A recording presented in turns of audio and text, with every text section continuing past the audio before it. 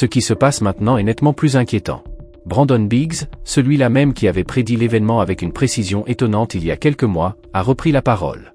Et cette fois, il affirme que Triatlas n'est pas une simple comète, mais un vaisseau-mère extraterrestre. Selon lui, un événement colossal est sur le point de se produire. Il prédit que bientôt, tout le monde verra cet objet se déplacer au-dessus de l'océan, et que lorsque cela arrivera, le monde entier sera en émoi. L'événement sera retransmis à la télévision, et les gens seront stupéfaits de voir une structure aux proportions sans précédent traverser le ciel au-dessus de la mer. Entre-temps, les signalements d'objets non identifiés explosent de toutes parts, et cette fois, il ne s'agit pas de simples lumières lointaines, de nombreuses personnes affirment les avoir vues de près. Tout cela semble culminer en novembre, date à laquelle, selon Biggs, le mystérieux objet sera enfin visible. Les événements s'accélèrent à une vitesse alarmante, et il semble que quelqu'un s'efforce délibérément de dissimuler la vérité au public. Apparemment, toute information concernant Triatlas est soumise à un embargo depuis 74 ans. Ce qui signifie que, jusqu'à son atterrissage, personne ne saura vraiment de quoi il s'agit. Curieux, n'est-ce pas?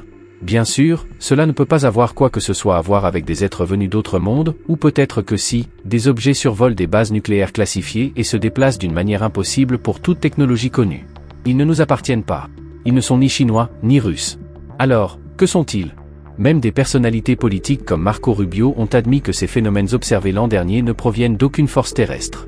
Et tandis que l'on parle ouvertement de « révélation », une question inévitable se pose. Si ces objets ne sont pas d'origine humaine, assistons-nous réellement à un premier contact avec une autre civilisation? Comme si cela ne suffisait pas, un ancien ingénieur de la NASA a fait une déclaration stupéfiante. Selon lui, la Terre est déjà recouverte de milliards d'engins extraterrestres invisibles, faisant partie d'un réseau de surveillance extraterrestre actif aux quatre coins de la planète.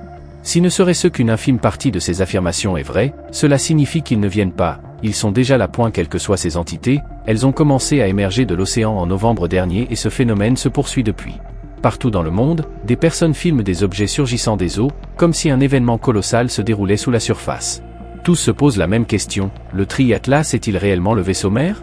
Et si oui, à quoi devons-nous nous attendre dans les mois à venir? Pour mieux comprendre, reprenons depuis le début. Récemment, notamment en Chine, les vidéos montrant de mystérieuses sphères lumineuses dans le ciel se sont multipliées. Un utilisateur connu sous le nom de chasseur à l'arc de la ligne Blue Hill a publié une vidéo filmée en Pennsylvanie avec une caméra thermique professionnelle, l'une des plus performantes et précises du marché. Alors qu'il observait la Lune, il a décidé de scruter le ciel et a remarqué quelque chose d'inexplicable, un objet semblant suivre un avion, visible uniquement grâce à la caméra thermique. À l'œil nu, rien. Aucune lumière, aucune forme reconnaissable. À œil début, il pense à une étoile filante ou à un insecte, mais l'objet maintient une trajectoire stable, comme s'il guidait l'avion. Et ce n'est pas un cas isolé. Peu après, d'autres sphères apparaissent, se déplaçant en formation triangulaire et changeant de direction avec des mouvements impossibles pour un aéronef connu. Il affirme clairement, ce ne sont pas des chauves-souris. Et elles ne ressemblent même pas à des satellites. L'image est nette, sans battement d'aile ni oscillation. Juste des sphères parfaitement stables dans le ciel nocturne. Cet enregistrement a déclenché une vague de signalements. Des observations similaires ont été rapportées à Cleveland, Pennsylvanie, à Chicago et même dans d'autres villes américaines. Dans une vidéo filmée le 22 septembre, on peut voir des dizaines de lumières se déplacer rapidement dans le ciel, trop bien alignées pour être des lanternes. Dans une autre, filmée le 15 août, des faisceaux lumineux se dirigent même vers le sol, tandis qu'un hélicoptère semble survoler la zone pour observer la scène. Que cherche-t-il? D'où viennent ces lumières? Et surtout, pourquoi semblent-elles se multiplier au moment même où Triatlas se rapproche de plus en plus de notre planète? Là-haut, dans le ciel, des formes se mouvaient sans que personne ne puisse les expliquer. Elles ressemblaient à d'énormes oiseaux métalliques, mais leur formation était parfaite, presque mathématiquement alignée. Et plus les observations s'accumulaient, plus le sentiment grandissait que, quoi qu'elles soient, elles n'avaient rien à faire sur cette planète. Les observations se répétaient à l'identique dans différentes villes, Cleveland, Pennsylvanie, Chicago. Le schéma était toujours le même. Pourtant, cette fois-ci, par rapport à l'année précédente, quelque chose avait changé. Auparavant, nous parlions surtout de drones, de lumières lointaines ou d'objets se déplaçant de façon prévisible. Désormais, cependant, ce sont ces sphères lumineuses, les soi-disant orbes de plasma. Ils semblent beaucoup plus proches et actifs, souvent aperçus flottant au-dessus des toits des maisons, comme s'ils observaient. Selon plusieurs témoignages, ils émergent directement de l'océan, puis se dirigent vers l'intérieur des terres, vers les forêts et les grottes. On dirait qu'ils cherchent quelque chose ou qu'ils se cachent de quelqu'un. Un message publié le 14 octobre par un utilisateur appelé Ranger la radiographie révèle un phénomène encore plus inquiétant, une vaste pinède en flammes, avec un anneau de brûlure parfait autour d'un arbre isolé. Ni foudre, ni pluie. Le sol était humide, pourtant le feu brûlait avec une intensité extrême. Quelques heures plus tard, un bruit assourdissant, semblable à un coup de canon, retentit. Les images thermiques montrent un anneau précis, presque géométrique, autour du point d'impact. Et là, l'histoire prend une tournure encore plus étrange. Un cas identique avait été rapporté 12 ans plus tôt par Chris Pal, un homme qui affirmait avoir été enlevé par des entités inconnues.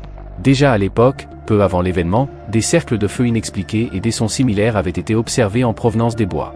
Coïncidence ou phénomène récurrent?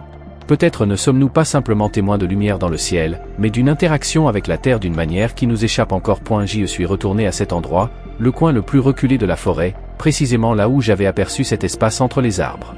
Si ces sphères lumineuses renferment réellement autant d'énergie, il est facile d'imaginer qu'elles aient pu déclencher l'incendie dont parlait le garde forestier.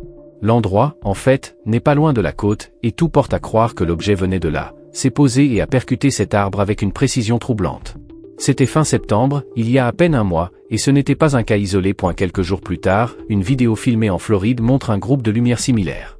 On y voit même un avion passer à proximité, mais les sphères restent immobiles, silencieuses. Le même scénario s'est répété le 12 octobre, cette fois à Lima, au Pérou, où un homme a filmé plusieurs points lumineux suspendus dans le ciel au-dessus de la capitale. Aucun bruit d'hélice, aucune vibration métallique. L'année dernière, au moins, des drones pouvaient percevoir un bourdonnement. Aujourd'hui, le silence absolu. Pourtant, ces sphères se meuvent avec une parfaite coordination, comme obéissant à un ordre invisible. Le 14 octobre, de nouvelles observations ont eu lieu sur la côte ouest des États-Unis, près de la Californie. En plein orage, au milieu des éclairs et des nuages, des dizaines de lumières sont apparues et ont disparu comme si les conditions météorologiques n'avaient aucune incidence sur elles. Certains pensent qu'il pourrait s'agir de drones, voire de technologies militaires avancées. Mais alors, comment expliquer Tri-Atlas? Pourquoi ces phénomènes s'intensifient à mesure qu'ils se rapprochent de la Terre? Et surtout, pourquoi tous les satellites qui tentent de capturer des images de cet objet sont-ils soudainement désactivés? Certains rient et disent que ce n'est que de la science-fiction. Pourtant, avec un embargo de 74 ans sur les informations d'Atlas et ses coïncidences de plus en plus frappantes, difficile de ne pas se poser de questions. À ce stade, il est peut-être temps de se préparer. Rassemblez vos amis, enfilez votre casque d'astronomie et scrutez le ciel. Car entre fin novembre et début décembre, nous pourrions être témoins d'un événement qui changera à jamais notre vision de l'univers. Une note interne de la NASA, qui aurait fuité, affirme que le taux d'accélération de l'Atlas TRI ne suit pas les lois de la physique newtonienne. Autrement dit, son mouvement serait impossible à expliquer par les forces connues.